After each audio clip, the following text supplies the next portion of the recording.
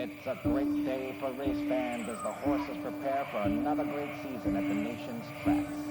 A lot of great thoroughbreds. Just below us, we've noted in the square that opens up to the track, the winner's circle, a tall, sparkling silver trophy for the winner this afternoon. For all the excitement of a photo finish. And the field is off to a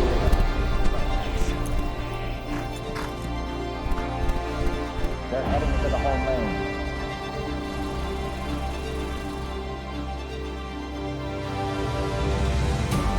The race gets hotter coming into the finish. Just the kind of exciting finish the crowd has been looking forward to.